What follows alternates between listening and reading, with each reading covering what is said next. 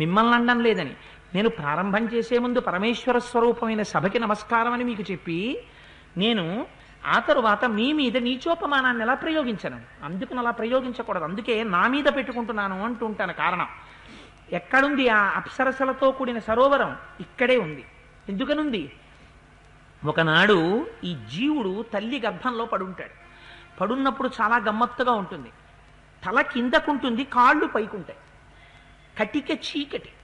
అమ్మ కడుపు అలాగే ఉంటుంది. అమ్మ కడుపు వైశాల్యం ఏం పెరిగిపోదు కదండి. తను పెరిగిపోతూ ఉంటాడు. తను పెరిగిపోతూ మెల్లమెల్లగా కాళ్ళు వస్తాయి, చేతులు వస్తాయి. ఇవి పెరుగుతుంటే లోపల చోటు లేదు. చోటు లేనప్పుడు ఏం చెయ్యాలి? ఇరుక్కు కూర్చోవాలి. జనరల్ కంపార్ట్మెంట్లో నలుగురు కూర్చునే చోట 8 కూర్చుంటే ఎలా ఉంటుంది? అలా ఉంటుంది. అందుకని శరీరం పెరిగిపోతుంటే శిరస్సు ఇలా ఉంచేస్తాడు. ఉంచేసి ఇలా ఉంటాడు. ఇలా ఉండండి. ఎంతసేపు ఉంటారు? పట్టేస్తాయి కండరాలు. అలా లోపల పడుంటాడు. అది కూడా ఎలా? ఇలా కాదు, తిరగేసి ఉంటే ఏం తింటాడు? తను తినడానికి ఏముండదు, తన ఇష్టం ఏముండదు. తన నాభి నుంచి ఓ గొట్టం అమ్మ యొక్క ప్రేగుల్లోకి కలుస్తుంది. అమ్మ ఏం తిందో అది ఇందులోకి ఎడుతుంది. అమ్మ గబుక్కుని నాలుకకి లొంగి మంచి ఆనపకాయ పట్టుకొచ్చి ఇచ్చారు కదా అని ఆనపకాయ నువ్వుల పిండి కూర తింది. అది తనలోకి వెళ్ళింది. చిన్న ప్రాణి తట్టుకోలేకపోయింది, వేడి చేసేసింది. వేడి చేసి దగ్గుతున్నాడు. దగ్గుతుంటే శ్లాష్మ బయటికి వచ్చింది. ఎక్కడికి వెడుతుంది? తన మీదే పడిపోతుంది. పడిపోతే కంపు, సహజంగా లోపలంతా పులిసిపోయిన కంపుతో ఉంటుంది కడుపు. చీకటి, అందులో రక్తమాంసాలతో ఉంటుంది. ఏముంటుంది అక్కడ? వెలుతురే ఉండదు. వెలుతురు లేని చోట అమాశయ పాకం, అన్నం జీర్ణం అవుతూ ఉంటుంది. శేషభుక్తం ఉండిపోతుంటుంది. ఎంత కంపు ఇక్కడ! లోపల ఈశ్వరుడు ఉన్నాడు కాబట్టి ఇందులోంచి కంపు పైకి రావట్లేదు. లేకపోతే ఎంత భయంకరమైన కంపు వస్తుందో తెలుసా అండి? నేను వేదిక మీద ఉండి చెప్పకూడదు కాబట్టి నన్ను నేను నిగ్రహించుకుంటున్నాను, ఒక మాట చెప్పట్లేదు. కానీ ఒక్కసారి ఆ ఈశ్వర తేజస్ సాగిపోతే ఎంత దుర్గంధం వస్తుందో, భయంకరమైన దుర్గంధం వస్తుంది. అందుచేత ఇందులో పడుంటాడు, ఆ వాసనల్లో పడుంటే అప్పుడు ప్రార్థన చేస్తాడు. ఈశ్వర, నాకు ఎన్ని శరీరాలు ఇచ్చావో ఆ శరీరాలతో బయటకు వెళ్ళినప్పుడల్లా సంసార వ్యామోహానికి గురైపోయాను. నా భార్య అన్నాను, నా బిడ్డలు అన్నాను, వెళ్ళాను, సంపాదించాను. ఒక దేశంలో కాగితం మీద 10 వేసి ముద్ర గుద్దారు, ఇంకో దేశంలో దాని మీద రూపాయి వేసి ముద్ర గుద్దారు. పిచ్చేళ్ళ కాగితాలు ఏరి తెచ్చుకున్నాను. పరమ పవిత్రమైన రామాయణాదుల్ని గాలికి వదిలేను. ఇన్ని తెచ్చుకుంటే ఏమైంది? ఎలా తెచ్చావో ఈ ఫలితాన్ని నా ఖాతాలో పెట్టారు. తెచ్చినటువంటి ద్రవ్యాన్ని వాళ్ళు పంచుకున్నారు, శరీరానికి పుట్టిన వాళ్ళు.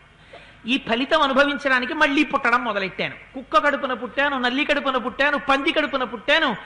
ఎన్ని జన్మల పుణ్యమో! ఇన్నాళ్లకి ఒక అమ్మ కడుపులో మనుష్య శరీరంతో ఉన్నాను. కానీ ఇది బయటికి ఎడితే కదా పుణ్యం చేసుకోవడానికి. ఈశ్వర, ఈ లోపల నలిగిపోతున్నాను, తట్టుకోలేకపోతున్నాను, నన్ను బయటికి తోసేయ్యా పరమాత్మ అని అడుగుతాడు. కటిక చీకట్లోంచి ప్రసూతి వాయువై అమ్మలోంచి బయటికి తోసేస్తాడు పరమాత్మ. తోసేస్తే బయటకు వచ్చి పడతాడు. పడగానే శఠమన్న వాయువు వచ్చి పట్టుకుంటుంది. పట్టుకుంటే గత జన్మ స్మృతి మరిచిపోతాడు. మరిచిపోయి మళ్ళీ అందరి కోరిక దేని మీద? వృద్ధాప్యం వచ్చిందని అంగీకరించగలిగిన వాళ్ళు ఉంటారా? అలా అంగీకరిస్తే శరభంగుడు అయిపోతాడు. ఇది జర్జరీభూతమైంది అవదా కాలగతిలో అయిపోతుంది. దీనికి వ్యాధి వస్తే బెంగపెట్టుకోవాల్సిన అవసరం ఏమిటి? ఇది వెళ్ళిపోవాలి కాబట్టి దారి వెతుక్కుంటోంది. ప్రజ్వరుడు ప్రవేశిస్తున్నాడు అందులోకి. ఇది వెళ్ళిపోయే లోపల దీన్ని నేను హోమంలో సమిధగా మారుస్తాను. ఇది ఉన్నంతసేపు ఈశ్వరార్చనమే, దీనికి వేరొక పని ఉండదు అని నిర్ధారించి వచ్చిన జర్జరీభూతమైపోతున్న శరీరాన్ని సాక్షిగా చూడగలవా? చూడలేవు. ఎన్ని ట్యాబ్లెట్లో, ఎన్ని మందులో, ఎన్ని విటమిన్లో, ఎన్ని ఇంజక్షన్లో, ఎందుకు ఇవన్నీ? మళ్ళీ బలం వచ్చేయాలి. రామాయణానికి ఎడితే ఏమవుతుంది? మంచు పడిపోతుంది, పడిశం పట్టేస్తుంది. అలా ఉండిపోతావా? ఉండిపోవు. కానీ బెంగ, అమ్మో రామాయణానికి వస్తేనండి మంచు పడిపోతాను సార్, ఓపెన్ ఎయిర్ కదా, షామియానాలు వేస్తే బాగుండేది. ఎందుకని? దీని మీద మోహం.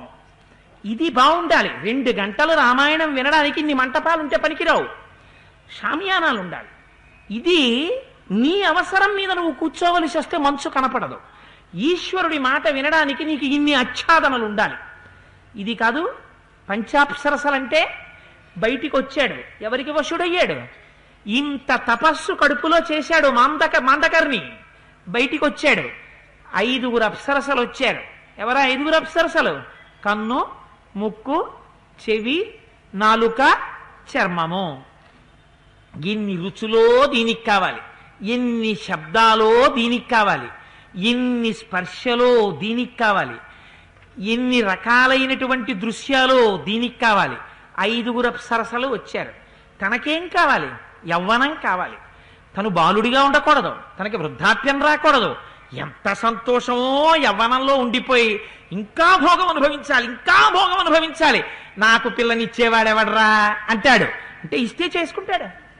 అందుకని ఇంకా యవ్వనం కావాలి. ఎందుకు? బాగా తినాలి, బాగా భోగం అనుభవించాలి.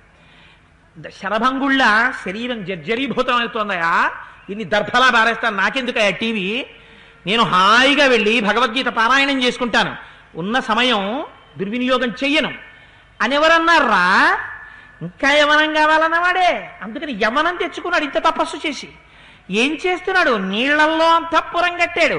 తను అనుభవిస్తున్న భోగాలు పై వాళ్ళకి తెలియకూడదు. తను ఇవాళ చక్కెర పొంగలు వండుకున్నాడు, తినే ముందు తలుపేసేస్తాడు. ఎవరైనా వచ్చారేమో, వస్తే ఇంత వాళ్ళకి పెట్టాలి బెంగ కడుపులో. తనకి మాస్టర్ బెడ్రూమ్, దాని తలుపులేసేస్తాడు. తను భోగం అనుభవించాలి. దానికి వేళాపాలా ఉండదు, అందులో పడుకుని ఉంటాడు. గుహలో పడుకున్న పశువు ఎలా పడుకుంటుందో అలా పడుకుని ఉంటాడు, బయటికి రాడు. అందుకని గ్రామ్యమైనటువంటి కోరికలతో ఈ శరీరాన్ని తిప్పుతున్నాడు. మడుగు లోపల ఉన్నాడు, సంసారం అనేటటువంటి నీటి లోపల ఉన్నాడు. ఉండిపోతుందా? ఉంటే అడుగు నుంచి వచ్చి పట్టుకుంటుంది మొసలి, గజేంద్ర మోక్షంలో కడతాడు. నీటి లోపల నుంచే వచ్చి మృత్యువు పట్టుకుంటుంది. అందుకని ఏమైపోయింది? భ్రష్టమైంది తపస్సు. ఎవరా 5 అప్సరసలు? 5 జ్ఞానేంద్రియాలు. ఈ 5 జ్ఞానేంద్రియాలు ఏం చేసాయి? తిప్పకూడని అన్నిటి వైపుకి తిప్పుతున్నాయి. తిరగవలసిన పదార్థం ఒక్కటే ఉంది, దాన్ని చూడాలి, దాన్ని వినాలి, దాన్ని ముట్టుకోవాలి, దాని తీర్థం నోట్లో పొయ్యాలి, ఆయన పాదముల మీదున్న తులసి దళం నాలుక మీద వెయ్యాలి. అంటారు మహాత్ములు, నీలమేఘశ్యామని వెతండ్రివి మాకు కమలవాసిని మమ్ము కన్న తల్లి, నీ భక్తవరులంత నిజమైన బంధువుల్, నీ కటాక్షమే మాకనేక ధనము, నీ మీది కీర్తనల్ అఖిల ప్రపంచంబు, నీ సహాయమే మాకు నిత్య సుఖము, నీ మంత్ర పఠనమే నిష్కళంకపు విద్య, నీ పదధ్యానంబు నిత్య సుఖము, తోయజాక్ష నీ పాద తులసిదళము రోగములకౌషధము, బ్రహ్మరుద్ర వినుత భూషణ వికాస శ్రీధర్మపుర నివాస, దుష్ట సంహార నరసింహ దురిత దూర. ఇంద్రియాలు అటు వెళ్ళనివ్వవు, విషయాలన్నిటి వైపుకి తిప్పుతాయి. పైగా గొప్పగా చెప్పుకోవడం ఏమిటి? భగవంతుడి దగ్గరికి గుళ్ళోకి మాత్రం వెళ్ళను సార్, నాకు కుదరదండి. మానే మాండకర్నివి అనుభవిస్తున్నావు, తపస్సు భ్రష్టమైపోతోంది. వాత పెట్టి చెప్పడం కావ్యభాష కాదు కనుక ఇంత మృదువుగా చెప్పారు. ఇవన్నీ నీళ్లలోంచి వినపడుతున్నాయ్యా. భ్రష్టు పట్టిన తపస్సుతో 5 అప్సరసలతో లోపల క్రీడిస్తున్నాడు. ఇది మాండకర్ణి యొక్క జీవితం. ఎందుకని పడవలసిన మాట చెవిన పడలేదు, ఇది పడాలి.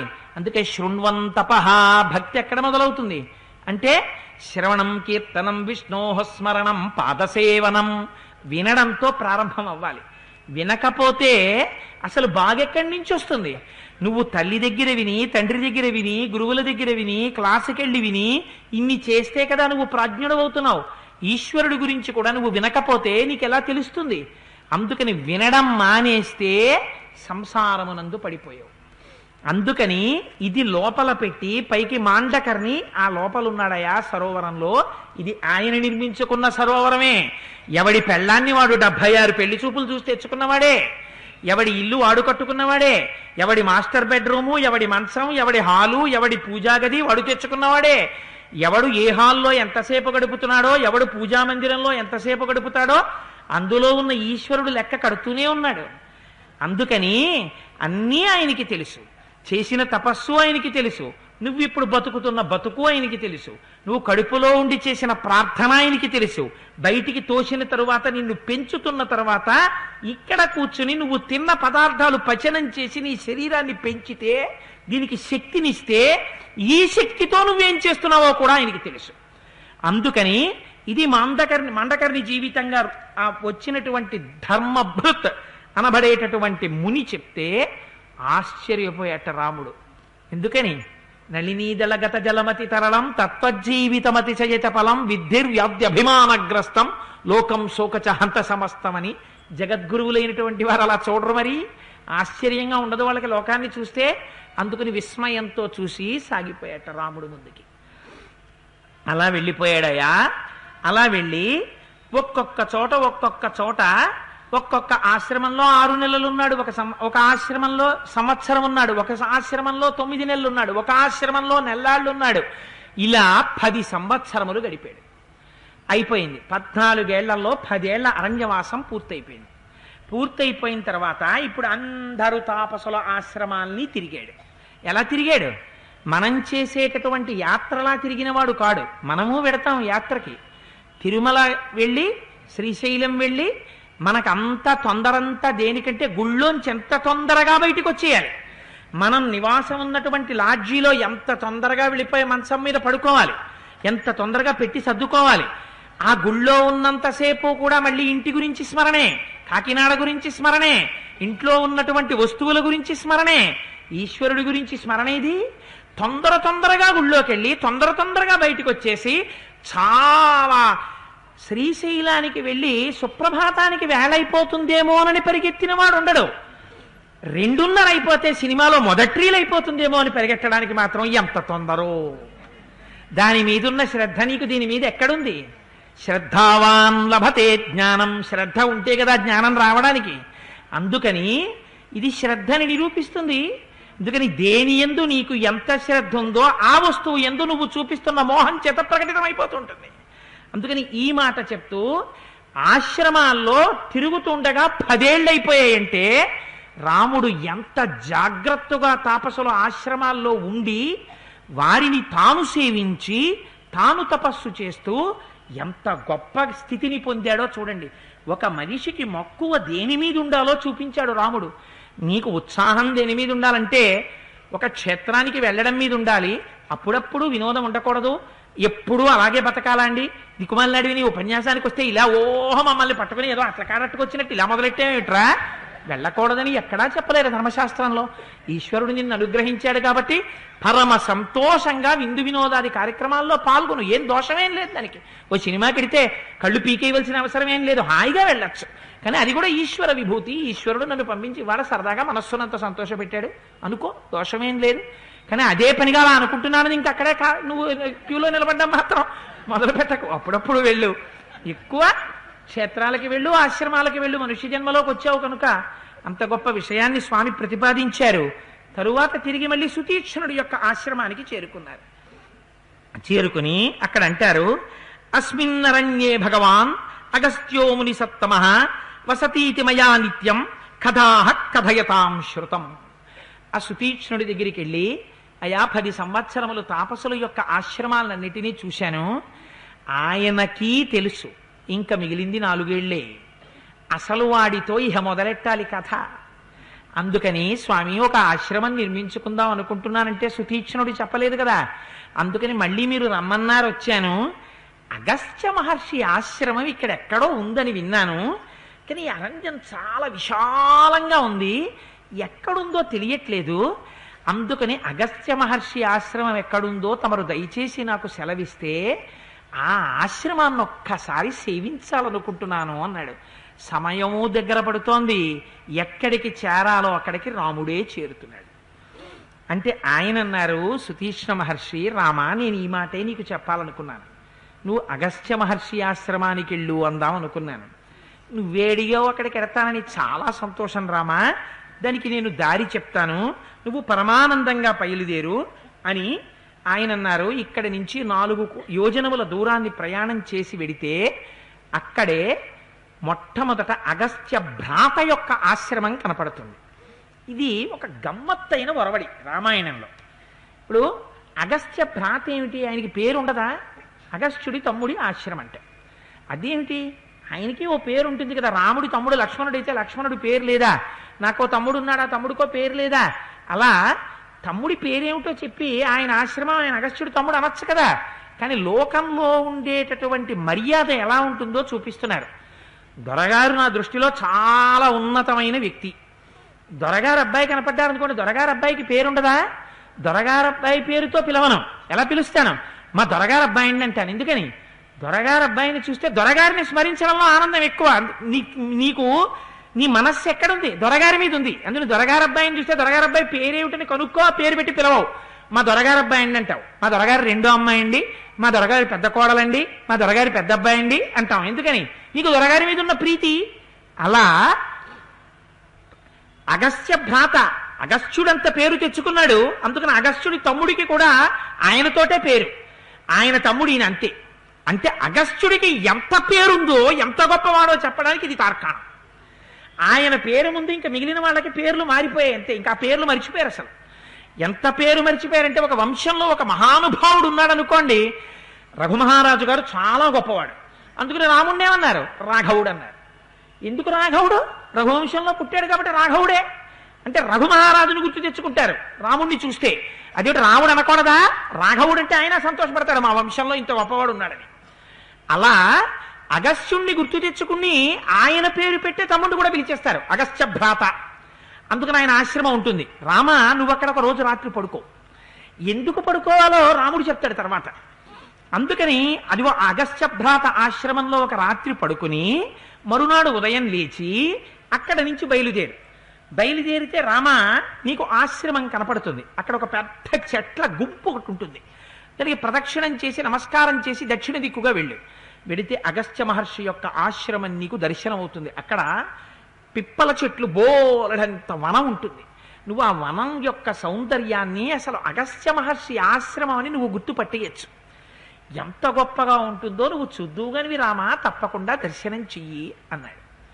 ఇప్పుడు చాలా గొప్పవాడు అనుకోండి, ఊళ్ళో ఆయన పేరు అందరికీ తెలిసి ఉంటుంది అనుకోండి. ఏమంటే ఆయన ఇల్లు ఇంకా మీరు ప్రత్యేకమేం తెలుసుకోక్కర్లేదు. మీరు ఆ సందు దాకా వెడితే చాలు, ఎడం పక్కకి తిరిగారనుకోండి, అసలు మిగిలిన ఇళ్ళన్నీ మీరు మర్చిపోతారు. అసలు ఆ ఇల్లు చూడగానే ఆ ఇల్లు అలా ఉంటుంది. అదే ఆయన ఇల్లు. ఇంకా మీకేం గుర్తు చెప్పక్కర్లా. ఎడం పక్క 3వ ఇల్లా, కుడి పక్క 4వ ఇల్లా చెప్పక్కర్లేదు. ఆ ఇంటిని చూస్తేనే తెలిసిపోతుందండి బాబా, ఆ ఇల్లు ఆయనదే అంటారు. ఎందుకని ఆ ఇల్లే అలా ఉంటుంది, ఆ ఆశ్రమమే అలా ఉంటుంది. అందుకని నువ్వు అలా గుర్తుపట్టచ్చు. అంటే మహానుభావుడు నమస్కారం చేశాడు సుతీక్ష్ణుడికి. నమస్కారం చేసి వెడుతున్నాడు. వెడుతూ రాముడు ఆ అగస్త్యభ్రాత ఆశ్రమానికి చాలా దగ్గరకు వచ్చేసి లక్ష్మణుడితో ఒక మాట చెప్తున్నారు. లక్ష్మణ, అగస్త్యభ్రాత ఆశ్రమము అని ఎందుకు పిలుస్తారో తెలుసా ఈ ఆశ్రమాన్ని? ఈ ఆశ్రమం వెనకాతల ఒక కథ ఉంది. అగస్త్యభ్రాత అక్కడ నిర్మించడంలో ఆయన గొప్పతనం కాదు, అగస్త్యుడి గొప్పతనమే ఉంది అక్కడ. అందుకని ఆ కథ ఏమిటో చెప్తాను వినన్నారు. అగస్త్యుడి గురించి విన్నంత మాత్రం చేత పాపరాశి ధ్వంసమైపోతుంది. అంతటి మహానుభావుడు. అగస్త్యుడి ఆశ్రమంలో క్రూర మృగాలు, సాధు మృగాలు కలిసి తిరుగుతుండేవిటే. ఇక్కడ కాదు మీరు వినవలసింది, కాశీఖండంలో వినాలి, శివమహాపురాణంలో వినాలి, స్కాంద పురాణంలో సుబ్రహ్మణ్యేశ్వర స్వామి వారు చెప్తారు. అసలు అగస్త్య మహర్షి యొక్క గొప్పతనం ఏమిటో అగస్త్యుడిని కూర్చోబెట్టి కూడా మాట్లాడతారు. అక్కడ చూడాలి మీరు. అగస్త్యుడు అంటే బ్రహ్మ వైవర్త పురాణంలో చెప్తారు అగస్త్యుడి యొక్క గొప్పతనం ఏమిటో. ఇక్కడ ఇంకా చాలా తక్కువే ప్రస్తావన చేశారు. ప్రస్తుతం మనం వాల్మీకి రామాయణం చెప్తున్నాం గనక చెప్పింది తక్కువైనా అమృత గుళికను అందించారు మహర్షి. ఎంత గొప్ప మాట చెప్పారంటే, ధారయన్ బ్రాహ్మణం రూప ఇల్వల సంస్కృతం వదన్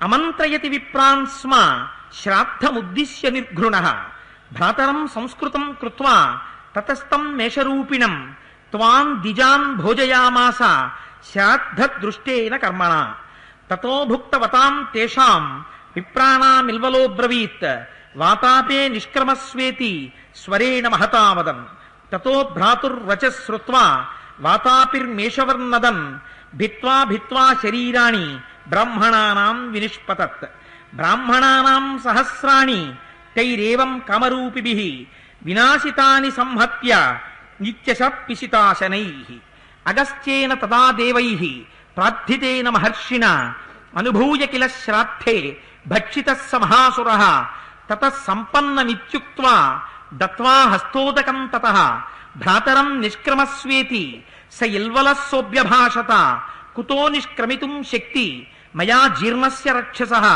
భ్రాతుస్తే మేషరూపస్య గతస్య యమసాదనం అని. పూర్వం ఇక్కడ ఇల్వలుడు వాతాపి అనబడేటటువంటి ఇద్దరు రాక్షసులు ఉండేవారు.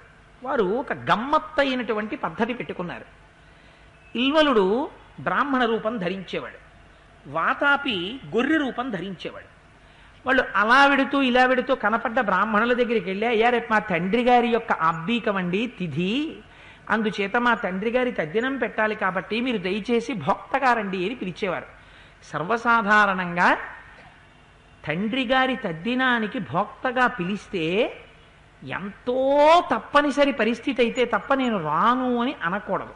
ఎందుచేత అంటే అవతల వాడు పితృయజ్ఞం నిర్వహించుకోవాలి, అందుకని తాను వెళ్ళి తీరాలి. అందుకని బ్రాహ్మణులు ఏం చేసేవారంటే వెళ్ళేవారు. ఈ ఇల్వలుడు ఏం చేసేవాడంటే తన తమ్ముడు వాతాపిని గొర్రెగా చేసేవాడు. వాడు కామరూపి గొర్రెగా మారేవాడు. ఆ గొర్రెని ఇల్వలుడు చంపేసేవాడు. చంపేసి ఆ మాంసం వండేవాడు. వండి వచ్చినటువంటి బ్రాహ్మణులకి విస్తట్లో వేసేవాడు. బ్రాహ్మణుల మాంసం తినేవారు. అంటే మీకు వెంటనే అనుమానం వస్తుంది, ఇప్పుడు అదేమిటండి బ్రాహ్మణులు మాంసం తినడం ఏమిటి అంటే, త్రేతాయుగంలోని ధర్మం. త్రేతాయుగంలో తద్దినం పెడితే బ్రాహ్మణులకి మాంసం కూర పెట్టాలి, వాళ్ళు తినాలి కూడా భోక్త. అందుకని వాళ్ళు మాంసం కూర తినేవారు. అయితే కలియుగంలో కూడా అలా చెయ్యొచ్చా అండి అంటే కుదరదు. కలియుగంలో బ్రాహ్మణుడు మాంసం తినడం నిషిద్ధం, తినకూడదు. అందుకని దాని స్థానంలో గారె వండడాన్ని అనుమతించారు. అందుకని తద్దినంలో గారె తప్పకుండా వండుతారు. అందుకని తద్దినంలో మాంసం పెట్టడం అన్నది ఇప్పుడు కుదరదు, ఎందుకంటే బ్రాహ్మణుడు తినకూడదు కనుక ఎవరూ పెట్టకూడదు. సరే, అందుచేత ఇల్వలుడు ఈ గొర్రెని సంహరించేవాడు, వండేవాడు, పెట్టేవాడు. వచ్చిన బ్రాహ్మణుడు ఆ మాంసం తినేవాడు. తిన్న తర్వాత హస్తోదకం ఇచ్చేవాడు, ఉత్తరాపోసనం అని ఇస్తారు. అంటే ఇప్పుడంటే ఆ మర్యాదలన్నీ మెల్లమెల్లగా అంతరించిపోతున్నాయి. భోజనానికి పిలిచామంటే దేనికి అంటే వాళ్ళకి భోజనం పెట్టడానికి. భోజనానికి పిలవడం అంటే భోజనం పెట్టడానికి కాదు, ఇంటికి సద్బ్రాహ్మణులు భోజనానికి వస్తే దానికి ఒక మర్యాద ఉంది. వారికి బ్రాహ్మణులకు భోజనం పెట్టేటప్పుడు ఆ పోసన ఇంటి యజమాని వడ్డించుకోవాలి. వారు ముద్ర పట్టి వారు చేతిలోకి నీరు వేస్తే వారు నివేదన చేసుకుని ఆ విస్తరి చుట్టూ తిప్పుతారు. చిట్ట చివర మళ్ళీ హస్తం ప్రక్షాళయామి అని వారికి ఉత్తరాపోసనం వేసి, పగటిపూటైతే సత్యం తర్తేన పరిశించామి అంటారు, రాత్రి అయితే ఋతం త్వా సత్యేన పరిశించామి అని ఆ నీళ్లు తిప్పడంలో పద్ధతి మారుతుంది. మారిన తరువాత వారికి ఉత్తరాపోసనం వేసి ఎడంచే కడుక్కోవడానికి నీళ్లు వెయ్యాలి. ఈ రెండూ వేస్తే బ్రాహ్మణ భోజనం పెట్టిన ఫలితం ఖాతాలో పడుతుంది. అందుకని చెప్పి తద్దినానికి వచ్చినటువంటి వాడికి ఆ పోసన వడ్డిస్తారు. తద్దినానికి వచ్చిన వాడికే కాదు, మీరు ఆఖరికి కాశీ పూజ చేసి వచ్చినా, కాశీ దర్శనం చేసి వచ్చినా ఇంటికి బ్రాహ్మణుల్ని పిలిస్తే ఆ పోసన వడ్డిస్తేనే భోజనం బ్రాహ్మణుడికి పెట్టిన ఫలితం, అయితే భూతతృప్తి అవుతుంది. అందుకని ఆ పోసన వడ్డించి ఉత్తరాపోసనం వేసినప్పుడు ఒక గమ్మత్తైన మాట అనేవాడు. హస్తోదకం వేసేసి వాతాపి రా అనేవాడు. అనగానే ఈ కడుపులో ఉన్నవాడు, మాంస రూపంలో ఉన్నవాడు గొర్రె రూపాన్ని పొందేసి బ్రాహ్మణుడి కడుపు చీల్చుకుని బయటికి గబక్కం దూకేవాడు. వాడు ఈ బ్రాహ్మణుడు చచ్చిపోయేవాడు. చచ్చిపోగానే వీళ్ళిద్దరూ కూర్చుని ఈ బ్రాహ్మణుడిని తింటుండేవారు. తినేసేవారు, వీళ్ళ కడుపు నిండిపోయేది, ఎముకలన్నీ తీసుకెళ్లి బయట పారేసేవారు. మళ్ళీ వీడు బ్రాహ్మణ వేషం వేసుకుని పెద్ద విభూతి పిండికట్లు ఎట్టేసుకుని, నేను పొద్దున్న ప్యాసింజర్లో వెళ్ళిపోతూ చూస్తూ ఉండేవాడిని దొంగ సన్యాసుల్ని. దొంగ సన్యాసులు అంటే మహాప్రభు, నేను పెద్దల గురించి మాట్లాడటలేదు, నేను మాట్లాడుతున్నది ఈ పొద్దున్న పూట్ల ఇళ్ల ముందుకొచ్చి భిక్షం కోసం వస్తారే, వాళ్ళు స్నానం కూడా చేయకుండా విభూతి రేఖలు అవి పెట్టేసుకుంటూ ఉండేవారు ఆ వేట్లపాలెం రైల్వే స్టేషన్లోనూ అక్కడ కూర్చుని. వాళ్ళ గురించి నేను ప్రస్తావన చేసింది మహాత్ములైనటువంటి వారి గురించి కాదు. సన్యాసాశ్రమాన్ని, సన్యాసిని తలుచుకుంటే చాలు, వాళ్ళ దర్శనం చేస్తే చాలు, పాపాలు పటాపంచలవుతాయి. సన్యాసాశ్రమం గురించి అంత గొప్పగా చెప్పింది మన పురాణం. సన్యాసాశ్రమానికి అంత పెద్దపీట వేసింది. భారతదేశానికి ఇప్పటికీ సంస్కృతి నిలబడింది, గొప్పతనం ఉన్నది అంటే మహాత్ములైన సన్యాసుల వల్లే. ఎందుచేత అంటే ఒక చంద్రశేఖర పరమాచార్యుల వారు, ఒక ఆదిశంకరాచార్యుల వారు, అటువంటి వారు ఒక రామానుజాచార్యుల వారు, ఇటువంటి వారి వల్లే కదా భారతీయ సంస్కృతి అంతా పరిఢవిల్లింది. కాబట్టి నేను ఎందుకు ఆ విషయం ప్రస్తావన చేశానంటే, మళ్ళీ విభూతి పిండి రేఖలు అవి పెట్టేసుకునేవాడు, మళ్ళీ బ్రాహ్మణ రూపం ధరించేసేవాడు, మళ్ళీ ఓ యజ్ఞోపవీతం వేసేసుకునేవాడు, మళ్ళీ అటుగా వెళ్ళి ఓ నలుగురు బ్రాహ్మణుల్ని పట్టుకునేవాడు. అయ్యా రేపు మా నాన్నగారు తద్దినమండి రండి అనేవాడు. మళ్ళీ ఆ పిచ్చ బ్రాహ్మణులు వచ్చేవారు, మళ్ళీ వాళ్ళకి వీడిని గొర్రెగా మార్చేసేవాడు, మళ్ళీ మాంసం పెట్టేసేవాడు, మళ్ళీ వాళ్ళు తినేవారు, మళ్ళీ హస్తోలకం వేసేవాడు, మళ్ళీ వాతాపీరా అనేవాడు. వాడు కడుపు చీల్చుకుని మళ్ళీ వచ్చేసేవాడు, మళ్ళీ బ్రాహ్మణులు తినేస్తుండేవారు. ఇలా చాలా కాలం అయిపోయిన తర్వాత అటు నుంచి అగస్త్య మహర్షి వెళ్ళిపోతున్నారు. ఆయన అగస్త్య మహర్షి దగ్గర ఒక గమ్మత్తుంది, ఆయన చాలా పొట్టిగా ఉంటారు. ఉంటే వాళ్ళు చూసి అనుకుంటారు, మంచి భలే ఉన్నాడు రా, బియ్యం కొలుచుకునే కొంచెంలా ఉన్నాడు, చక్కగాను తిందాం అనుకున్నారు. అనుకుని ఆయన్ని పిలిచారు. పిలిస్తే ఆయన సామాన్యుడా, త్రికాలవేది, గొప్ప తపశ్శక్తి ఉన్నవాడు. ఆయన పసిగట్టారు. పసిగట్టి ఓహో వీడు ఇదొక అలవాటు, వీడు గొర్రెగా మార్చి తమ్ముణ్ణి వడ్డిస్తుంటాడని వడ్డించిన తరువాత మాంసం తినేసి నిశ్శబ్దంగా వాడు చూడకుండా ఒకసారి కడుపు మీద చెయ్యేసుకుని జీర్ణం జీర్ణం వాతాపి జీర్ణం అన్నారు. అందుకే ఇప్పటికీ పిల్లలకి, చంటి పిల్లలకి ఏదైనా పెడితే అగస్త్య మహర్షి పెట్టిన భిక్ష. వాళ్ళకి అజీర్ణం వస్తే చెప్పుకోవడం చేత కాదని చంటి పిల్లలకు ఇబ్బంది ఉంటుంది. వాళ్ళకి అజీర్ణం వచ్చి ఏడిచారనుకోండి, అమ్మ ఆకలేస్తోందేమో అని మళ్ళీ పాలు పట్టేస్తుంది. పాపం వాడు మరీ బాధ ఎక్కువైపోతుంది. అందుకని వాడికి ఏదైనా పెట్టేది ఉంటే పెట్టేసి పట్టేసిన తర్వాత ఆ చిన్ని బొజ్జ మీద చెయ్యేసి రాస్తూ జీర్ణం జీర్ణం వాతాపి జీర్ణం అంటారు. అంటే ఎటువంటి పదార్థమైనా జీర్ణం అయిపోవాలి. అది అగస్త్య మహర్షి పెట్టిన భిక్ష. అన్న తర్వాత ఈ ఇల్వలుడు తెలియక హస్తోదకం పోసి వాతాపి రా అన్నాడు.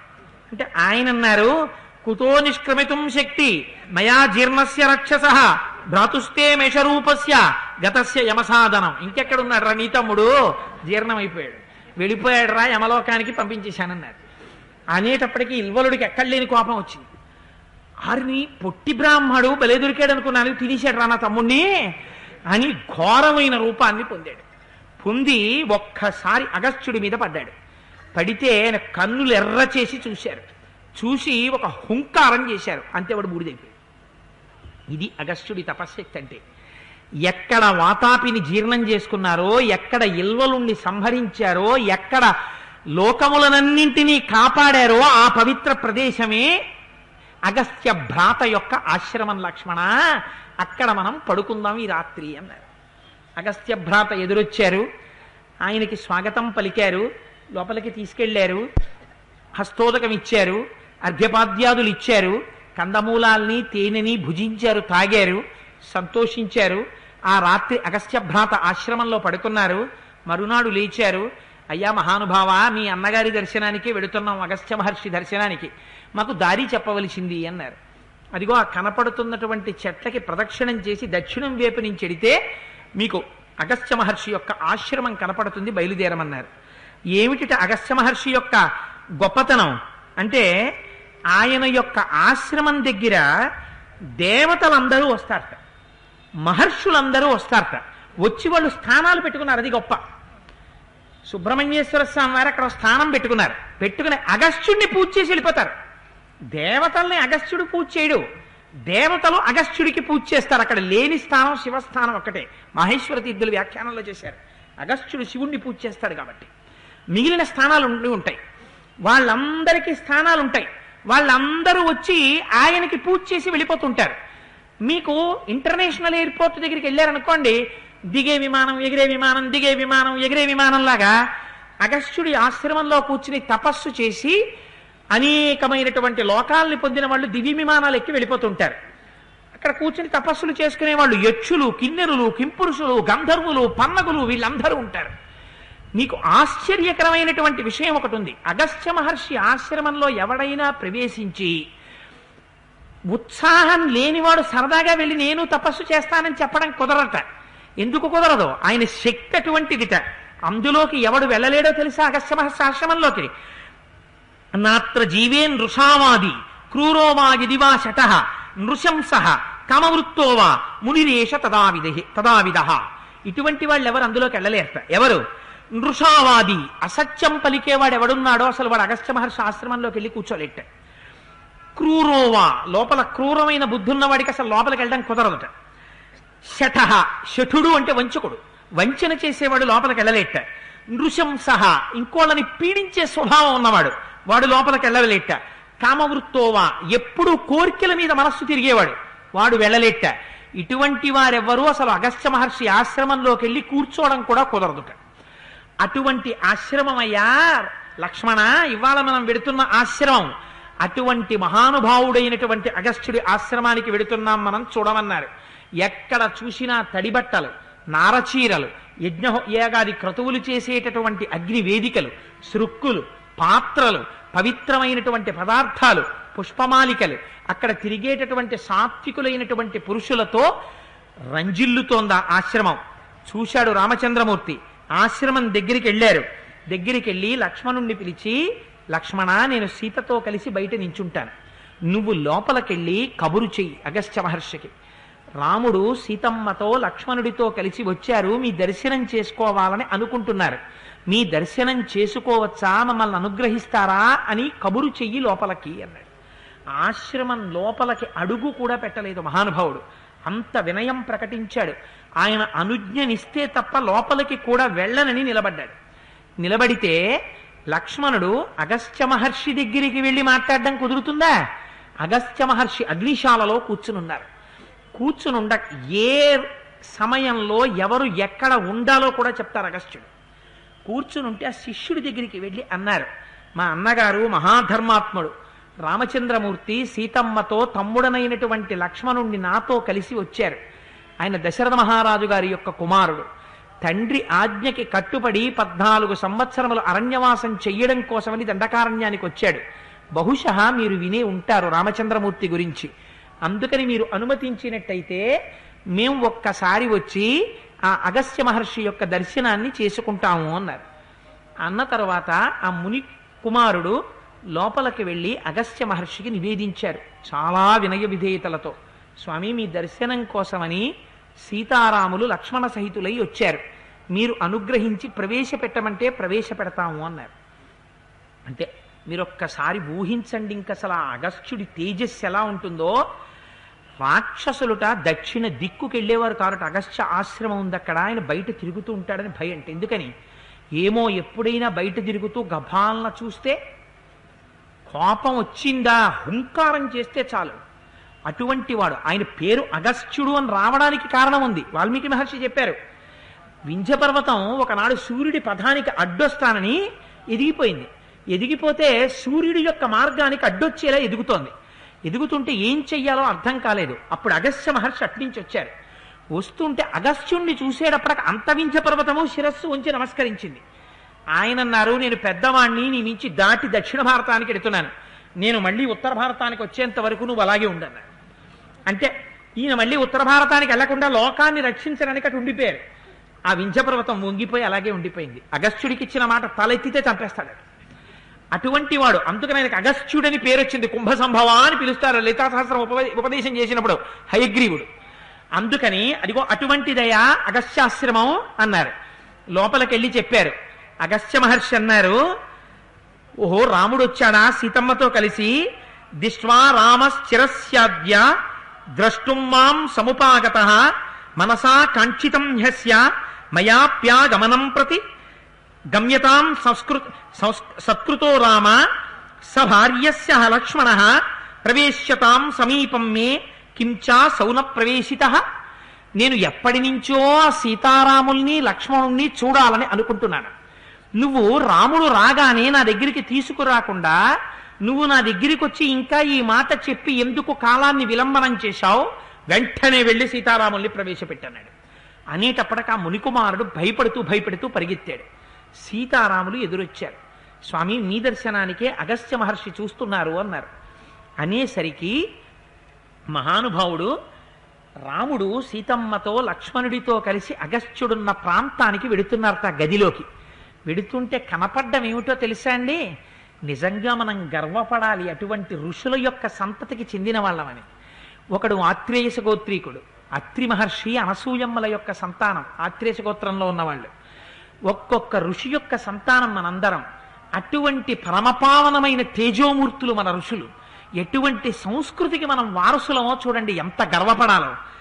ఆశ్రమం లోపలికి వెడుతుంటే సతత్ర బ్రాహ్మణ స్థాన అగ్నేస్థానం తథైవచ విష్ణోస్థానం మహేంద్రస్య స్థానం చైవ వివస్వతః సోమస్థానం భగస్థానం స్థానం కౌబేరమేవచ ధాతుర్విధాతు స్థానే చ వయోస్థానం తథైవచ నాగరాజస్య చ స్థాన అనంతస్య మహాత్మనః స్థానం తథైవ గాయత్ర్యా వసూనాం స్థానమేవచ స్థానం చ పాశహస్తస్య వరుణస్య మహాత్మనః కార్తికేయస్య చ స్థానం ధర్మస్థానం చ పశ్యతి.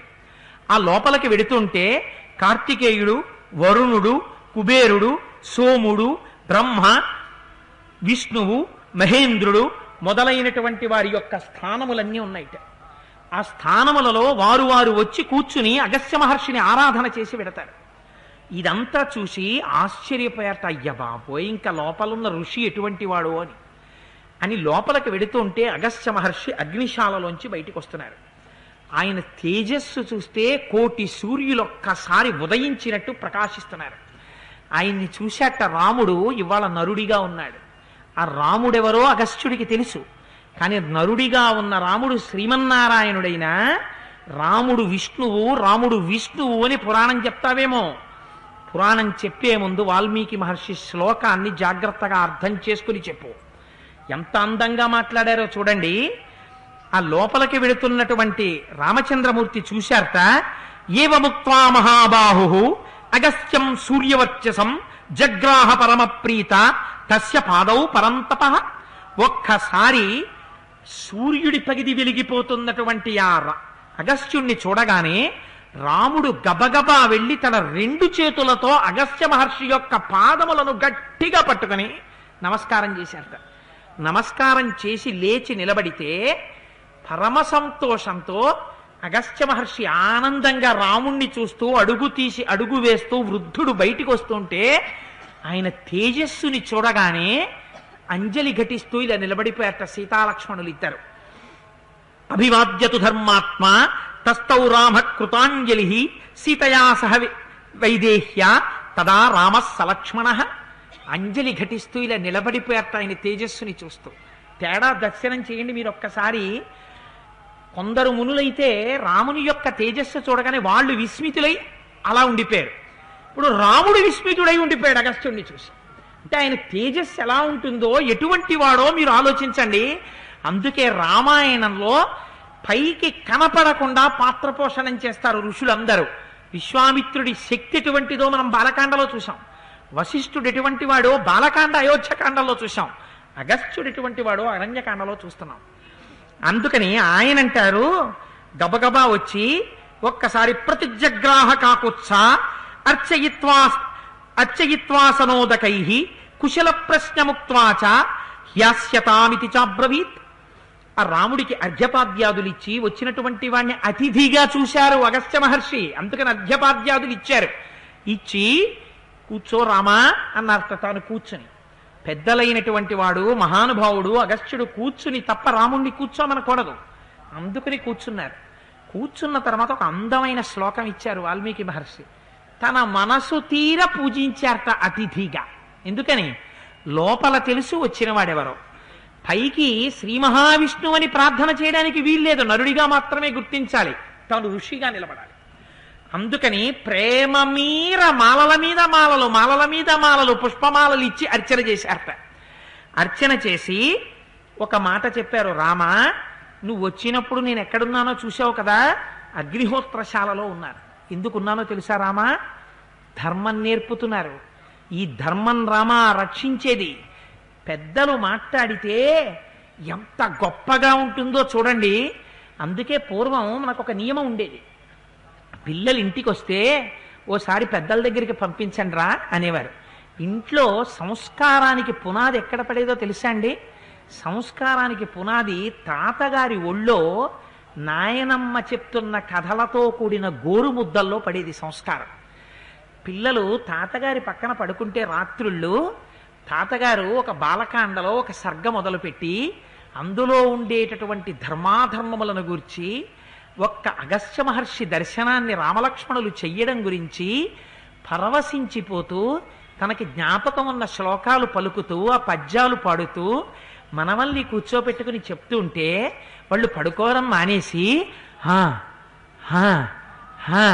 తాతగారు చెప్పండి, తాతగారు చెప్పండి అంటే తాతగారి కళ్ళు పడిపోతుంటే, నాన్న రేపు చెప్తాను రా పడుకో అని తాతగారి పక్కన పడుకోపెట్టుకుంటే తాతగారు బ్రహ్మమునందే రమిస్తూ ఆ పద్యాలు పాడుకుంటూ కళ్ళు పడిపోయిన తర్వాత కూడా ఈశ్వర తేజస్సుతో ప్రకాశించేటటువంటి తాతగారి శరీరానికి పక్కన హత్తుకుని ఆ మనవడు ఈ శరీరాన్ని తన శరీరంతో కలిపి ఆయన మీద కాలేసి చెయ్యేసి పడుకుంటే నా మనవడని హత్తుకు పడుకున్న చోట ఒక గొప్ప సంస్కారి ఈ సమాజంలో నడవడానికి పునాది పడింది.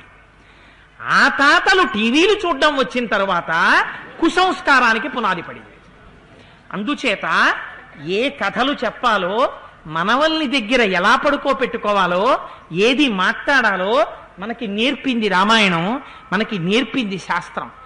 అందుకని అగస్త్య మహర్షి అంటారు, అగ్నిం హుత్వా ప్రదాయార్ఘ్య అతిథిం ప్రతిపూజయేత్ అన్యథా ఖలు కాకుత్స తపస్వీ సముదాచరన్ దుస్సాక్షీవ పరే లోకే స్వాని మాంసాని భక్షయేత్. అగ్నికార్యం చెయ్యాలి రామా, అగ్నిహోత్రంలో ముందు ప్రీతికరమైన పని చెయ్యాలి. తర్వాత అతిథి వస్తే అతిథిని పూజించాలి. ఎవరు అగ్నికార్యం చెయ్యకుండా, అంటే ఇంటికి ఎవరైనా అతిథులు వస్తే సంధ్యావందనం మానేసి, పూజ చేసుకోవడం మానేసి, లేచి కూర్చుని వాళ్ళతో మాట్లాడి న్యూస్ పేపర్ చదువుకుంటూ కూర్చుని 9:30కో 9:10కో ప్యాంట్ వేసుకునే ముందు తువ్వాలు గుట్ట కట్టుకుని అగరత్తు తిప్పేయడానికి వెళ్ళిపోతే వాడు పొందే ఫలితం ఎలా ఉంటుందో కావ్య భాష గురించి గట్టిగా చెప్పకుండా అందంగా చెప్పిస్తారు అగస్త్య మహర్షితో వాల్మీకి మహర్షి. వాడు ఏం చేస్తాడట, దుస్సాక్షీవ పరేలోకే స్వాని మాంసాని భక్షయేత్. అబద్ధం సాక్ష్యం చెప్పిన వాడు ఎలా బతుకుతాడో అలా యమలోకానికి వెళ్ళిన తరువాత తన మాంసం పీక్కుని తను తినమంటాడట. అంటే వాడు తన మాంసమే తాను పీక్కుని తను తింటుంటాడు. అంటే ఎంత ఘోరమైన దుస్థితిని పొందుతాడో చూసావా రామా. మనకి నేర్పారు, నీకు అక్కర్లేదు అనుకుంటే శిక్ష, అలా జాగ్రత్తగా బ్రతకడం నేర్చుకో, లేకపోతే రామాయణం వినడం ఎందుకు. అగస్త్య మహర్షికి చేత కదా, రాముడికి చేత కదా, అడ్డు పెట్టి మనకి చెప్తున్నారు మహర్షి, అందుకని రామాయణం విన్నాం. సరే, అందుచేత ఆ మాట చెప్పి, రాజా సర్వస్య లోకస్య ధర్మచారీ మహారథ పూజనీయశ్చ మాన్యశ్చ భవాన్ ప్రాప్త ప్రియాతిథి. నువ్వు లోకములనన్నింటినీ పాలించగలిగినటువంటి రాజువి రామా, ఇవాళ మాకు ప్రియమైన అతిథిగా లభించావు, అందుకని నిన్ను పూజించాను. అగస్త్య మహర్షి రాముడికి భోజనం పెట్టారు, భోజనం చేశారు. ఎటువంటి భోజనంట, వానప్రస్థులకి పెట్టే భోజనం పెట్టారట. ఆయన బ్రహ్మచర్యంలో ఉన్నాడు. ఎటువంటి వాడికి ఎప్పుడు భోజనానికి పిలిచినప్పుడు ఎటువంటి భోజనం పెట్టాలో తెలుసుకుని ఉండాలి. ఎంత గొప్పగా మాట్లాడారో చూడండి మహర్షి. వానప్రస్థంలో ఉన్నవాడికి పెట్టే భోజనం రాముడికి పెట్టారట. పెట్టి అటువంటి మహానుభావుడితో మాట్లాడుతూ ఎంత గొప్ప మాట అన్నారంటే, అగస్త్య మహర్షి ఆశ్రమానికి ఎందుకు వెళ్ళారు ఆయనకి తెలుసు, రాముడికి తెలుసు, పైకి మాట్లాడుకోకర్లా. ఇంకా రావణ సంహారానికి సమయం దగ్గర పడుతోంది. ఇప్పుడు దానికి కావలసినటువంటి సంబారాలు ఇవ్వగలిగిన శక్తి అగస్త్యుడి దగ్గర ఉంది. అందుకని అగస్త్యాశ్రమం దర్శిస్తే మనం పొందవలసిన ప్రయోజనం పొందుతాం లక్ష్మణ అన్నాడు రాముడు లక్ష్మణుడితోటి. ఆయన అన్నారు, ఇదం దివ్యం మహాఛాపం హిమరత్న విభూషితం వైష్ణవం పురుష వ్యాఘ్ర నిర్మితం విశ్వకర్మణ అమోఘ సూర్య సంకాశో బ్రహ్మదత్త శరోత్తమ దత్తౌ మమ మహేంద్రేణ తూణీచాక్షయ సాయకౌ సంపూర్ణౌ నిశితైర్బాణై జ్వలద్భి ఇవ పావకై మహారజతకోశోయ అసిర్మే హేమభూషిత తద్ధనుస్తౌ చ తూణీరౌ శరం ఖడ్గంచ మానద జయాయ ప్రతిగృహ్ణీష్వ వజ్రం వజ్రధరో యథా అన్నారు. రామ, ఇది విష్ణు ధనస్సు. ఈ ధనస్సు శ్రీ మహావిష్ణువు పట్టుకుంటారు. ఈ ధనస్సు నీకివ్వాలనే ఉంచాను. ఈ ధనస్సుని రామ స్వీకరించు. ఎందుకండి నాకు ఇవన్నీ అని రాముడు అనలేదు. రాముడు ఎందుకు పుచ్చుకుంటాడో సీతమ్మకి చెప్పాడు. ఇది అగస్త్యుడికి తెలుసు. ఎలా తెలుసు? త్రికాల వేది కనుక తెలుసు. అందుకని వైష్ణవ ధనస్సుని ఇస్తున్నాను. దీనితో పాటుగా బ్రహ్మగారిచ్చినటువంటి సూర్య తేజస్సు కలిగిన బాణం ఇస్తున్నాను. దీనితో పాటుగా ఇంద్రుడిచ్చినటువంటి మహోత్కృష్టమైనటువంటి బాణములతో కూడిన అక్షయ బాణ తూణీరములు 2 ఇచ్చాడు. ఇచ్చి నువ్వు వచ్చినప్పుడు ఇమ్మని నా దగ్గర పెట్టాడు. ఏ ఇంద్రుడే ఇవ్వకూడదా? ఇవ్వకూడదు. నిన్నటి రోజునే ముఖం చాటు చేశాడు. ఎందుకు చాటు చేశాడో నిన్ననే చెప్పాను. అందుకని అగస్త్యుడి ద్వారా ఇప్పించాలి. అందుకని ఇదిగో 2 అక్షయ బాణ తూణీరాలను ఇస్తున్నాను. వీటితో పాటుగా ఒక బ్రహ్మాండమైనటువంటి బంగారు పిడిగలిగిన ఖడ్గం ఇస్తున్నాను. రామ, వీటిని స్వీకరించు. ఇంద్రుడు వజ్రాన్ని ధరించినట్టు వీటిని ధరించు. అలంకారంగా ధరించడానికి కాదిచ్చింది. రామ, వీటి చేత జయాన్ని పొందు. ఇది అగస్త్యుడి నోటి వెంట రావలసిన మాట. విజయీభవ, వీటితో జయాన్ని సాధిస్తావన్నారు. అయిపోయింది రావణాసురుడి పని. ఒక అగస్త్య మహర్షి నోటి వెంట ఈ మాట ఎప్పుడైతే వచ్చిందో అప్పుడే రావణుడు నిహతుడైపోయినట్టు. ఎవరి దగ్గరికి వెళ్ళాలో రాముడికి తెలుసు, ఎవరిని బాధ పెట్టి తాను చావాలో రావణుడికి తెలుసు. రామాయణం ఈ మాట చెప్పదు, ఇద్దరి ప్రవర్తన చెప్తుంది. నువ్వు రాముడిగా ఉంటే రాముడిగా ఉండు, రావణుడిగా ఉంటే రావణుడిగా ఉండు. స్వామి మేము ఎక్కడ ఆశ్రమం కట్టుకోవాలని అడిగారు. ఇక్కడికి దగ్గరలో చిత్రకూటమని ఉంది, ఇప్పటి వరకు ఎవరూ చెప్పరు. ఇది చెప్పడానికి సమర్థత ఉండాలి. ఇక్కడికి దగ్గరలో మహానుభావ రామ, నీ యందు ప్రీతితో చెప్తున్నాను, పంచవటి అనబడేటటువంటి ఒక గొప్ప వనం ఉంది. అక్కడ నువ్వు చక్కటి ఆశ్రమాన్ని నిర్మించకు. ఎదురుగుండా గోదావరి ప్రవహిస్తూ ఉంటుంది. ఆ పంచవటి భద్రాచలంలో ఉన్న పంచవటి ఒకటేనా? ఇప్పుడు నేను ఆ విషయంలోకి వెళ్ళదలుచుకోలేదు, ఎందుకంటే అదొక పెద్ద చర్చ కనుక. అందుకని కానీ మీకే రాను రాను అర్థమవుతుంది. రావణాసురుడు సీతమ్మని భూమిని పెళ్లగించి తీసుకెళ్ళాడా, జుత్తు పట్టి తీసుకెళ్ళాడా, మీకే అర్థమైపోతుంది. సరే, అందుచేత ఆ పంచవటిలో నువ్వు నివాసం చేయి. నివాసం చేసి రామ ఒక్కటి గుర్తుపెట్టుకో, యథైషారమతే రామ ఇహ సీతా తథాకురు దుష్కరం కృతవత్యేష వనేత్వామనుగచ్చతి. ఎవ్వరూ చెయ్యలేని పని చేసింది సీతమ్మ, నీతో కలిసి వచ్చింది. ఏమిటో అగస్త్యుడికి తెలుసు, రాముడికి తెలుసు. ఆ సీతమ్మ వస్తే తప్ప అవతార ప్రయోజనం జరగదు. అందుకని ఎవరూ చెయ్యలేని పని చేసింది ఇవాళ. రామ, సీతమ్మని భద్రంగా కాపాడుకో అన్నారు. ఏమిటి కాపాడుకోవడం? కాపాడుకోవడం మళ్ళీ రక్షించుకోవడం, అందులో రావణ వధ అంతర్లీనం. అందుకని ఇంత గొప్ప మాట చెప్పి అక్కడికి వెళ్ళమన్నారు. అక్కడికి వెడుతుంటే ఓ చెట్టు మీద ఒక పెద్ద పక్షి ఒకటి కనపడింది, పర్వతాకారంతో కనపడి. అదండి రామా, నేను కూడా నీతో వస్తానని. దాన్ని చూసి రాముడు అనుకున్నాడు, ఇది ఎవరో రాక్షసుడు వచ్చాడు ఈ రూపంతోనని. అసలు నువ్వెవరని అడిగాడు. అడిగితే ఆయన అన్నాడు, నేను మీ నాన్నగారు అయినటువంటి దశరథ మహారాజు గారి స్నేహితుణ్ణి. దశరథ మహారాజు గారి పేరెత్తితే రాముడు పరవశించిపోతాడు, అందుకని ముందు ఆ మాట చెప్పాడు పక్షి. నేను మీ నాన్నగారి స్నేహితుణ్ణయ్యా అన్నాడు. అనగానే రాముడు చాలా సంతోషపడిపోయి కోదండం మించి చెయ్యి కొంచెం స్టిఫ్గా ఉన్నదాన్ని లూజ్ చేశాడు. చేసి, ఓహో మీరు మా తండ్రి గారి స్నేహితుడా, అయితే మా చేత నమస్కరింపబడదగిన వారు. అయ్యా మీరెవరు, మీరు ఎందుకు ఇంత పెద్ద పక్షి రూపంలో ఉన్నారన్నారు. ఆయన అన్నాడు, ప్రజాపతిలో చిట్ట చివరి వాడు కశ్యప ప్రజాపతి. ఆ కశ్యప ప్రజాపతి దక్ష ప్రజాపతి యొక్క 60 మంది కుమార్తెలలో 8గురిని తను వివాహం చేసుకున్నాడు. ఆ 8గురే అదితి, దితి, ధనువు, కాళిక, తామ్ర, క్రోధవశ, మను, అనల. ఈ 8 మందిని వివాహం చేసుకున్న తర్వాత కశ్యప ప్రజాపతి పిలిచి ఒక మాట చెప్పారు, మీరు క్షేత్రములు కనుక నా యొక్క తేజస్సు చేత నాతో సమానులైన వారిని 3 లోకములకు అంతటినీ ప్రకాశింపచేయగలిగినటువంటి కుమారుల్ని నా తేజస్సు వల్ల కనమన్నారు. కానీ భార్యల యందు దోషం ఉంది. కొందరు కశ్యప ప్రజాపతి యొక్క తేజస్సును అర్థం చేసుకున్నారు, అటువంటి కుమారులు పుట్టారు. కొంతమంది కశ్యప ప్రజాపతి మాటని తృణీకరించారు. ఏమిటో ఇలా చెప్తాడనుకున్నారు, అటువంటి వాళ్లే పుట్టారు. అదితికి 12 మంది ఆదిత్యులు, 8 వసువులు, 11 రుద్రులు, 2 అశ్వినులు. అశ్విని దేవతలతో కలిపి మొత్తం 33 మంది దేవతలు అదితికి జన్మించారు. దితికి దైత్యులు జన్మించారు. ఆ దైత్యులు ఈ భూమండలాన్నంతటినీ పరిపాలించేవారు. ధనువుకి హయగ్రీవుడు జన్మించాడు. ఈ 3 భార్యలు కశ్యప ప్రజాపతి మాట విన్నారు. 4వ భార్య కాళికకి నరకుడు, కాలకుడు అనేటటువంటి 2 పుట్టారు. 5వ భార్య తామ్రకి 5 కన్యలు పుట్టారు. వాళ్ళు క్రౌంచి, భాసి, సేని, ధృతరాష్ట్రి, శుకి. మళ్ళీ క్రౌంచికి గుడ్లగూబలు పుట్టాయి, మనవలు. భాసికి భాసపక్షులు పుట్టాయి.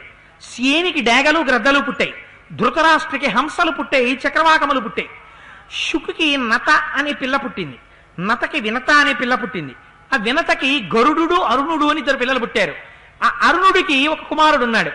ఆ అరుణుని యొక్క కుమారులలో నేనొకడిని. నా పేరు జటాయువు. నా అన్నగారు ఒకడు ఉన్నాడు, వాడి పేరు సంపాతి. ఆ సంపాతి మనకి కిష్కింధకాండలో కనబడతాడు చిట్ట చివర.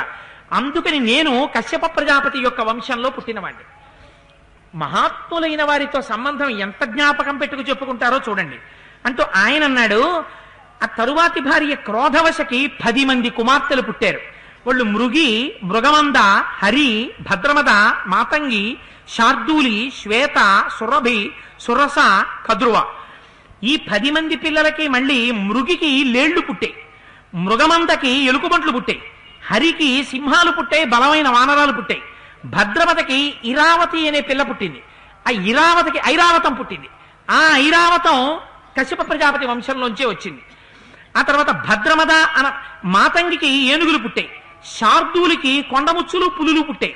శ్వేతకి దిగ్గజాలు పుట్టాయి. సురభికి రోహిణి గోవులు గంధర్వులు మొదలైనటువంటివి పుట్టాయి. ఆ తరువాత సురస కద్రువ అని సురసకి అనేక పడగల కలిగినటువంటి నాగములు జన్మించాయి. ఆ సురభికి పుట్టినటువంటి సురసకి కద్రువ పుట్టింది. ఆ కద్రువకి సాధారణమైనటువంటి సర్పములు జన్మించాయి. అయితే ఈ వినత యొక్క కుమారులైనటువంటి గరుడు అరుణుడు అనబడేటటువంటి వాళ్ళల్లో అరుణుని యొక్క కుమారుడను నేను. ఇంతకీ రామానికి ఇదంతా ఎందుకు చెప్పానో తెలుసా? ఈ కనపడేటటువంటి పశువులు పక్షులు మృగాలు ఇవన్నీ కశ్యప ప్రజాపతి యొక్క సంతానంలోంచి వచ్చాయి. అయితే కొంతమందికి దేవతలు పుడితే కొంతమంది భార్యలకి అదే కశ్యప ప్రజాపతి యొక్క తేజస్సుకి ఎలుకుబంట్లు కోతులు కొండముచ్చులు వానరాలు ఇవెందుకు పుట్టాయి? భర్త మాట తృణీకరించి భర్తని తక్కువ చేసిన వాళ్ళకి వాళ్ళు పుట్టారు. తేజస్సులో దోషం లేదు రామా, క్షేత్రంలో తేడా వచ్చింది. అంటే భర్త తేజోమూర్తి అయి ఉండొచ్చు, అందుకే 7 తరాలు చూడ్డానికి కారణం అది. తండ్రి గారే కోడల్ని ఎంచడంలో ఎందుకు పెద్ద పాత్ర తీసుకుంటాడంటే, ఎందుకు నిర్ణయించాలంటే, వచ్చేటటువంటి క్షేత్రము ఒక గొప్ప మహానుభావుని యొక్క కుమార్తె అయి ఒక మహాపురుషుల యొక్క వంశంలోనిదొస్తే, క్షేత్రము ఉత్తమ క్షేత్రమైతే తన కుమారుని యొక్క తేజస్సు క్షేత్రములో ప్రవేశపెట్టబడినప్పుడు వంశంలో మహాపురుషులైన వారే జన్మిస్తారు. అందుకనే తండ్రి గారే కోడల్ని నిర్ణయించాలి. అంతేకాని కాలేజీ గేట్ల దగ్గర సందుల చివర సైకిళ్లు పట్టుకుని తండ్రుల్ని వేధించి తీసుకొచ్చి వాడేదో లోను పెట్టి తెచ్చుకున్న బైకు వీడి స్వార్జితంలో నిలబడి ముగ్గురిని ఎక్కించుకుని కామంతో కళ్ళు మూసుకుపోయి ఆడపిల్లల్ని చూస్తే ఆవుల వెనక పరిగెత్తే ఆబోతులా పరిగెత్తడానికి కాదు జన్మ. తను ముందు తనని తాను సంస్కరించుకుని తండ్రులు చెప్పిన పిల్లల్ని చేసుకుని వంశాలు నిలబెట్టుకోవడానికి వచ్చాయి. ఇది రామాయణం మనకి చూపించినటువంటి మార్గం. అలా కానప్పుడు పుట్టేవాళ్ళు మృగాలు పుడతాయి, కోతులు పుడతాయి, కొండముచ్చులు పుడతాయి, పాములు పుడతాయి. ఈ మాటని ఎంత అందంగా కావ్య భాషలో వాల్మీకి చెప్తే కఠిన చిత్తుడను కాకనే నేను ఉన్న సమాజానికి ఉన్నట్టు చెప్పాను. అందుచేత ఈ మాట విని పరమ సంతోషాన్ని పొందిన రామచంద్రమూర్తి అన్నారు, రామా జటాయువా, తప్పకుండా నువ్వు మమ్మల్ని అనుసరించి ఉండు. సీతాలక్ష్మణులతో పాటుగా నువ్వు కూడా మాతో కలిసి ఉందువుగానివి. మనం వెళ్ళి అదిగో అగస్త్య మహర్షి చెప్పినటువంటి పంచవటిలో ఆశ్రమాన్ని నిర్మించుకుని ఉందాం అని చెప్పారు. చెప్పి సంతోషంగా పంచవటికి బయలుదేరుతున్నారు. ఇంకా అసలు అగస్త్య మహర్షి పంచవటిని ఎందుకు చెప్పారో అక్కడ ఇంకా చిత్రాతి చిత్రం ఇహ శూర్పణక బయలుదేరుతుంది. అసలు ఆ శూర్పణకెవరో తెలుగు మాట తెలుగు జాతి వాళ్ళు శూర్పణకని పెట్టి పిలుస్తుంటారు ఇప్పటికే. ఆ శూర్పణక గొప్పతనం ఏమిటో, రామలక్ష్మణుల అందం ఏమిటో, ఆ చిత్రకూటంలో ఇంకా మారుతున్న పరిస్థితులు ఏమిటో రేపటి నుంచి మహర్షి తనదైన శైలిలో అందంగా మనకి అందిస్తారు.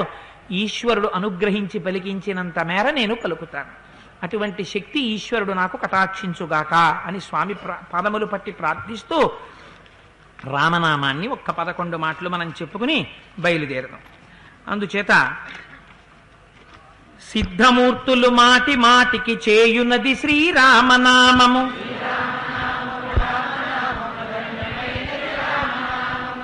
ధాత వ్రాసిన వ్రాత తుడి చెడి దైవమే శ్రీరామనామము,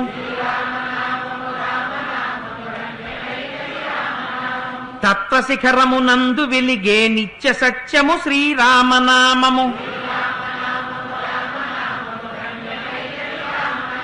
దట్టమైన గాఢాంధకారము రూపు మాపును రామనామము,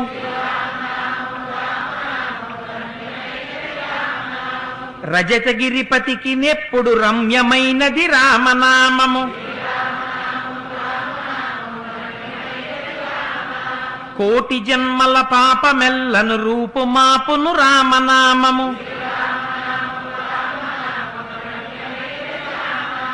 ఆశ విడచిన తృప్తులకు ఆనందమొసగును రామనామము.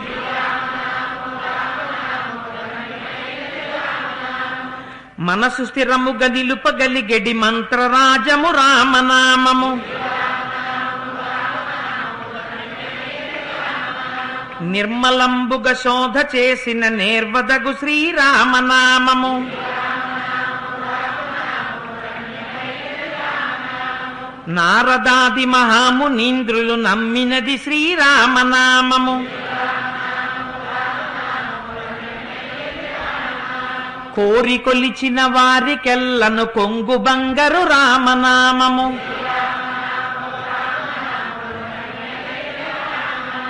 శ్రీరామనామము రామనామము రమ్యమైనది రామనామము.